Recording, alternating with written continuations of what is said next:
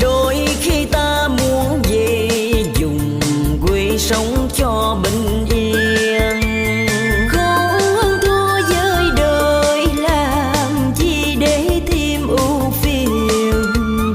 Nghe thì người ta chê bai, giàu thì người ta ganh ghen.